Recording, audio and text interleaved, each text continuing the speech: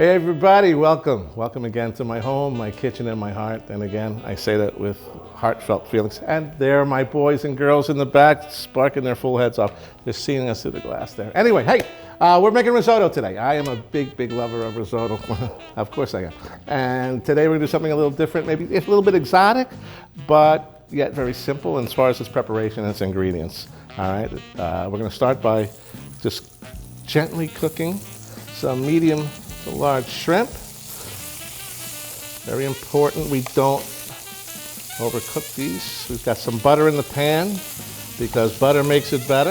We've said that before and we'll say it and we'll live by it and we'll swear by it and we'll always salute our butter. All right. You don't want to do much more than a minute and a half on each side.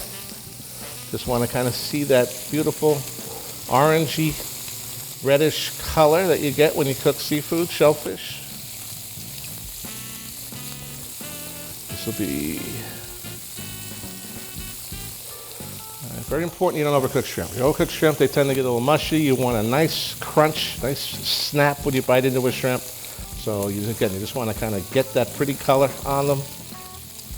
You got that nice butter, just sort of a tinge of brownness to them, which will again impart a nice flavor to the shrimp. Turn them over. Turn them over. And turn them over. All right. Another minute, and we're going to take them out. We're going to just set them here in the pan. I'm going to set them to the side for just a moment. Now we're going to get into the risotto. Risotto, very simply, shallot, finely chopped, some minced garlic, Carnaroli rice, which I like to use. You can use Arborio, white wine, salt, and pepper. The key ingredients that's going to make this dish a little bit unique, shellfish stock, which you've seen us make here on the show before, but we've added a couple of spoonfuls of cuttlefish ink or squid ink.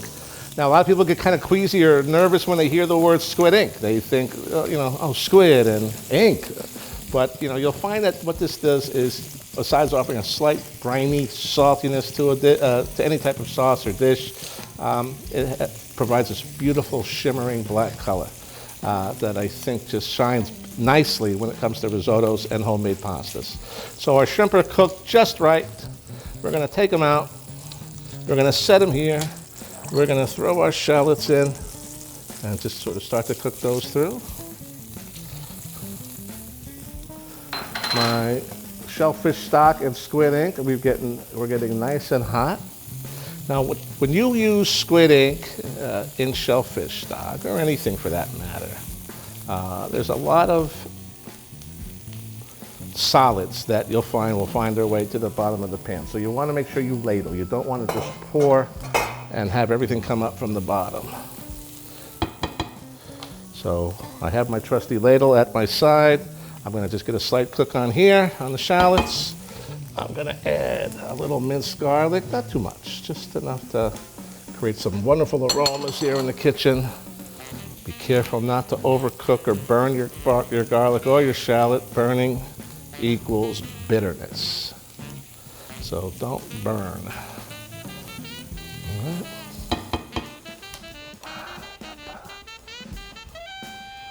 The butter's in the pan. I'm going to add just a little olive oil. I'll mix this up just a little bit. Get that garlic going, get the aromas filling the room.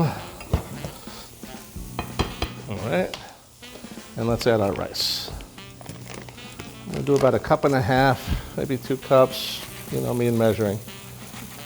I did provide everybody with measurements. Feel free to, again, find your inner chef or your inner cook.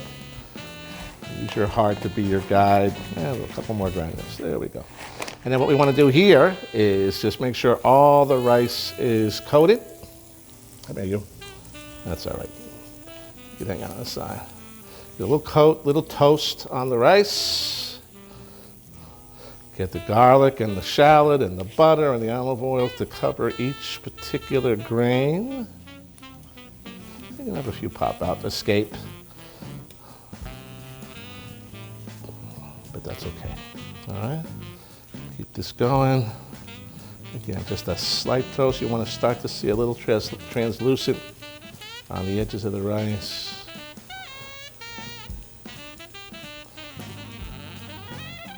When you hear this sort of crispiness when you're moving it in the pan, you pretty much got it where you want it to go.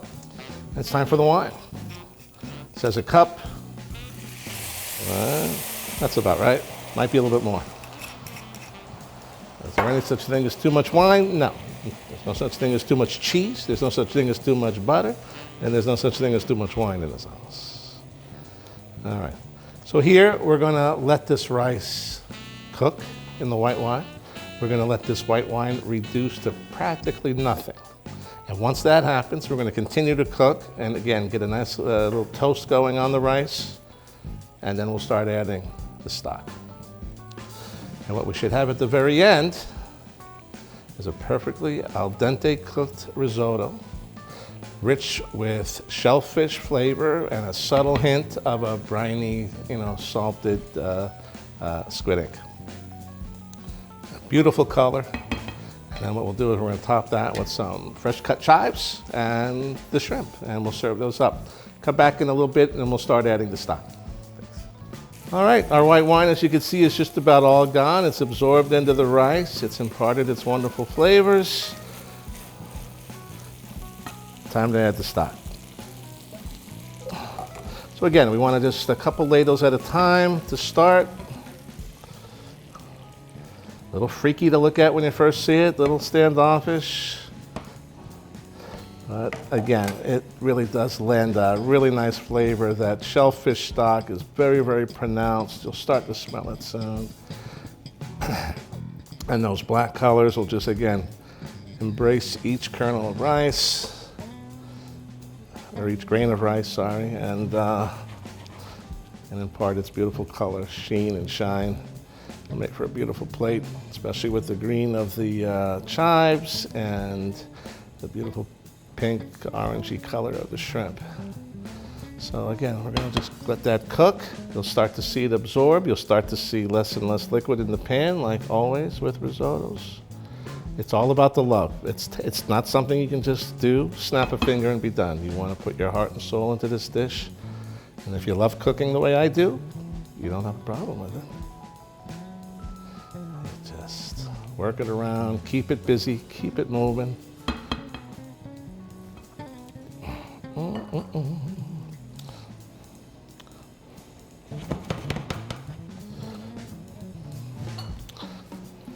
Does the seafood stock with the squid ink count as one package? No, I added the cuttlefish ink right here. I put a couple of spoons into the shellfish stock that I made last time.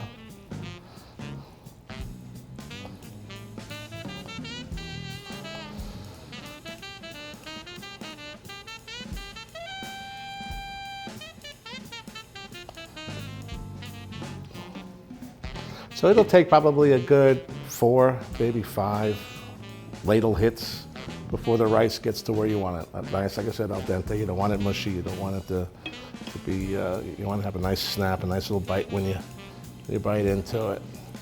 But still, because of the butter, and if it wasn't for squid ink and shrimp, I'd be adding cheese. You would have this creamy dish that you could still taste almost every grain of the rice. They would each stand out. So that's the goal with making risotto, is that create a dish that's creamy yet still has that pop. All right. So again, you'll see the rice starting to take on a little bit of a grayish color. You'll see the squid ink that we put in here with the seafood stock has mostly been absorbed into the rice. That means all that flavor is in the rice.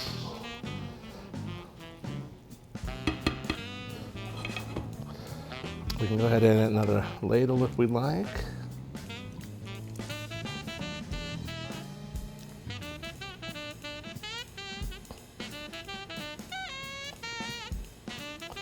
We struck gold. We struck oil. That's what we got, sir. We struck oil. All right. So we'll do this a couple of times, again, until we get the rice al dente. Come back in about, I would say, 10 minutes or so, and we can finish this dish up and plate up. See you then. Thanks very much. Right there, hey, we're back. And here we are. Our squid ink shellfish stock has absorbed and beautifully colored our rice. time to finish the rice. So what do we need? We need a little salt, certainly. Always season. Not too much though, again. The cuttlefish ink is gonna lend some briny saltiness to it. Pepper, always. All right. We're gonna add a handful of the chives, fresh chopped chives. And then again, something that's very important when it comes to risottos is butter. Now again, if this wasn't a shellfish type risotto, I would be adding grated cheese. But for tonight, we're just gonna work the butter in. It's gonna help give that rice even a nicer sheen and shine. That's not quite enough. There we go. All right. Rice is cooked to a nice al dente. Now when we practiced this, I actually put the shrimp right in the rice with the cuttlefish ink, which was a shame because everything became black and it was really hard to tell what was in it. It tasted great, but it didn't look all that pretty. So what I wanted to do this time was just, again, keep all my focus and flavor into the rice. The shrimp are gonna taste great and stand on their own and sit on top. We're gonna top it with a little sprinkle of fresh chives for looks. And we're ready to plate. I'll just rinse my hands off.